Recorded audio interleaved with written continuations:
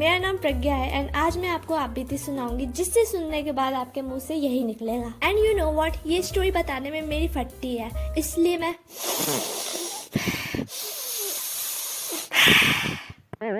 अरे अरे अरे ये तो चॉक पाउडर था, आपने गलत समझ लिया।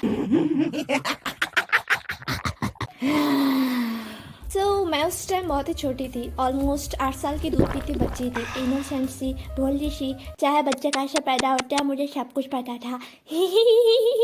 उसी एज में मुझे स्लिप पैरालाइसिस की बीमारी हो जाती है, जिसकी वजह से पता नहीं कैसे कैसे एक्सपीरियंस होते थे। जैसे कभी कभी मेरे चेस्ट पे कोई आकर बैठ जाया करता था तो कोई मेरे ही रूम से मुझे धक्के मार के निकाल दिया करता था।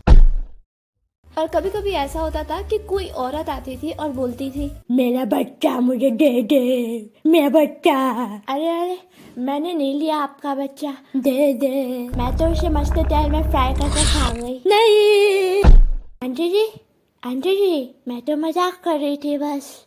अच्छा कोई नहीं, ठिकाने लगा देती हूँ, किसी को पता ना चले।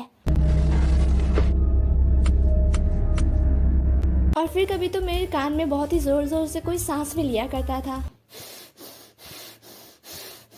चलना लौड़े, सोने दे मुझे। ये सब चीज़ें मेरे साथ बहुत ही सालों से हो रही थी। फिर मैंने सोचा कि अपने पेरेंट्स को बता ही देती हूँ, तो फिर मैंने अपनी ये सब बातें अपने पेरेंट्स को बताई। मम्मी कोई मेरी छाती पे बैठ के आमी से तो माँ करता है, तो कोई मुझे घसीट के मेरे ही कमरे से बाहर निकाल देता है। फिर ये सब सुन के मेरे पेरेंट्स बहुत ही ज्यादा डर जाते हैं। हे राम, मेरे बच्चे के साथ क्या क्या हो रहा है, कहीं भूत प्रेत का प्रकोप तो नहीं। हे राम। उस टाइम मेरी मम्मी की एक दोस्त हुआ करती थी जिन्होंने मुझे और मेरी मम्मी को एक बाबा के पास ले गई।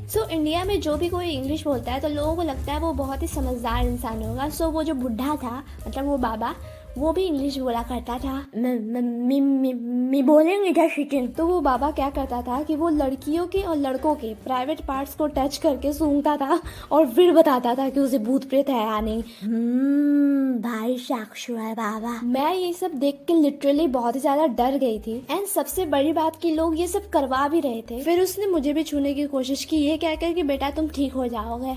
एंड जब मैंने छूने नहीं दिया तो उसने मेरी आंटी का प्राइवेट पार्ट छू के दिखाया। तो जब मैं इन सब चीज़ों से भी नहीं मानी तो उसने मेरी आंटी को और मेरी मम्मी को एक माला दिया। 2 500 10 रुपए का भी नहीं था, एंड उसने 500 ले लिए। एंड फिर भी कुछ नहीं हुआ। धीरे धीरे भगवान से मेरी नजदीकियाँ बढ़ी। फिर जब पता चला कि भूत प्रेत is just illusion, not a reality.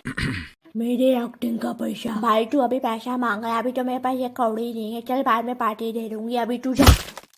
Then पता नहीं ये जो भूत प्रेत वाले इल्यूजन्स मुझे होते थे पता नहीं कहाँ चले गए। एंड मैं ये नहीं कहती कि सारे बाबा ऐसे ही होते हैं, नहीं, जो असली होते हैं वो भूत प्रेत वाली या फिर सुपरस्टिशंस वाली बातें नहीं करते। एंड आपके साथ कभी भी ऐसा हो तो सीधा डॉक्टर के पास जाना, ना कि ऐसे सो कॉल्ड बाबास के पास, वरना आपके साथ भी ऐसा ही होगा जैसा मैंने देखा था। तो ये मेरी लाइफ की वन ऑफ द स्टोरी थी जो मुझे बहुत ही अजीब लगी एंड बहुत ही ज्यादा अजीब लगी।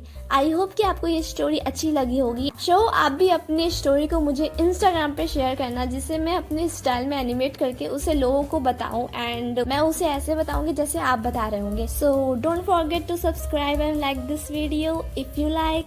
Bye bye.